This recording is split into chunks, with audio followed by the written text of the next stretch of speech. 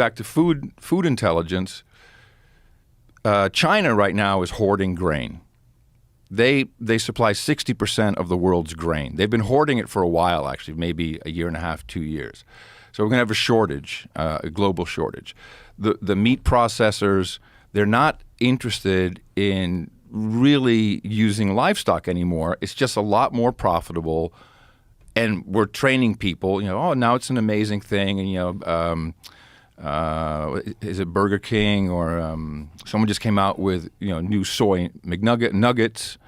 We're being kind of pushed into this, and all we know is we put it in our face. It has the same texture. It tastes the right way, and the profits are much better. So that's where people are starting to reach out and say, well, why don't I go meet a rancher one day and a local processor. It's not USDA; they can't get that. But in Texas, you're allowed to sell your meat directly without USDA stamp. One of the few states. Vegetables, all this stuff. We're going to have to figure it out because we're going to have shortages. I think we're going to have some serious food shortages. It'll be weird, like bread might not show up or something else will happen. But we're going to have shortages. Well, we have a bunch of problems, right? One of the big ones is large population centers aren't self-sustainable. Entirely not, no. Yeah, they need food shipped into them. They need, which is really Whole Foods and H-E-B. It's really weird. If you think about the size of like a New York City, it's enormous, right? There's so many people. There's a building. It's a perfect place because the buildings are stacked on top of each other and everything is like when you're there, you're like, wow, there's so much fucking, pretty much. so much fucking energy in this place. Yeah. But like very little is getting grown in terms of food. Nothing. Very little. Nothing. Definitely not enough to sustain it. No. So you got to keep shipping things in. So you got to keep the roads good because you're always just bringing things in on boats and bringing things in on trucks. Everything has to come in. I mean, one of the cool things about like watching a video about a really good restaurant is seeing them going to meet the fish as the fish are coming in off the boats, and everything has to get there. Yeah. Someone's got to deliver something. They got to go to a farmer's market and get these big crates from someone way the fuck away who grew the food. We used to have a fish in. market, which became very popular to live, in New York. It literally was the fish market, and the shit came in, and the guys were slicing shit up and moving it out in the middle of the night. It was a dangerous place to be. Lots of hookers in that neighborhood. It was cool as shit. And now it's like, $3 million one bedroom apartments there. Those are hard men that fillet fish all day. Oh, yeah. Those are hard fucking men. It's very hard. That is a hard job. Yeah, That's a real fucking job. And you're seeing that too. Kids are looking around and their parents are saying, maybe not go to college, maybe go to vocational school, learn a trade. There's plenty of be entrepreneurial. Yeah, seeing a lot of that. So you're an optimist. Always. That's good. Because there's a lot of people that share your perspective that there's some serious fucking things that are wrong, and I wanted to talk to them about like the grain thing. First of all, I've never heard the China grain thing. I only learned it recently myself.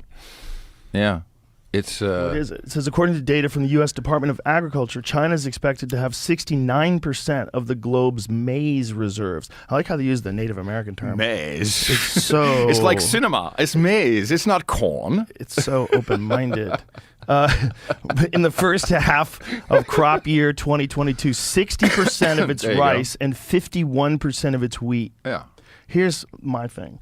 You can keep all that shit because it's not good for you anyway. How about that? Well, this is another thing.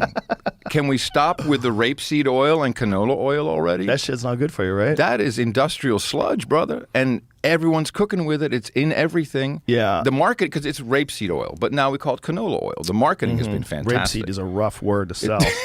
For health-conscious folk. Have you had any rapeseed? Well, I feel like it when I've had it, yeah. It's there's a well-known fact that there's too much grain in a lot of people's diets. Yeah. In terms of like people that eat bread all day and pasta and like, come on, like that's not something you should have all day. Like, do you use animal fat for cooking? What do you use for cooking? I use beef tallow. Okay, because there was I think a psyop basically on the American people, like, oh, that's going to kill you. You can't use protein, beef protein for your fat for cooking. Why? Because they wanted it.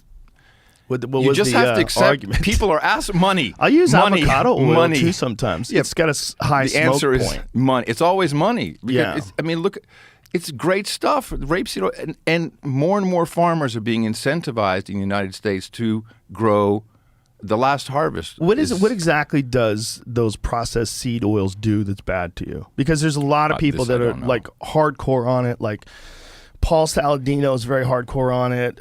Rob Wolf's very hardcore on it, I believe. I hope I'm not misrepresenting his position, but I think a lot of those guys think you should avoid those kind of fats. Like those kind of those processed seed oils. Well, here's what I know. The process is number one. Right. I've learned this from my buddy Texas Slim. That's a great name. Yes. Well, and he kind of came out of semi-retirement. He's a little bit young. He's about our age, a little younger, to start the Beef Initiative. And so he's setting it up so people are getting connected with, just basically directly with farmers and food, and using Bitcoin as kind of the common network. But more importantly, he's writing and educating people about food.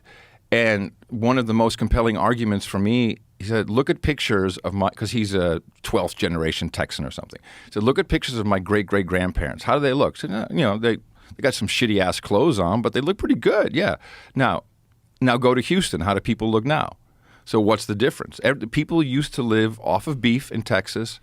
It's not a great place to grow, seeds, but we have the original seeds, the ones that aren't, genetically modified. The cattle manure that fertilize the ground, not using artificial stuff, whatever you need to hyper grow stuff. And we looked much better. And now go to Houston, everyone's obese.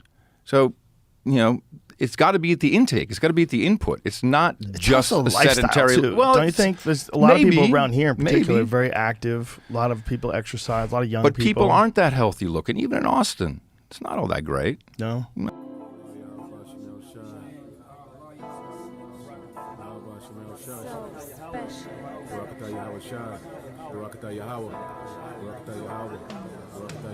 And whatsoever you shall ask in my name, that will I do, that the Father may be glorified in the Son.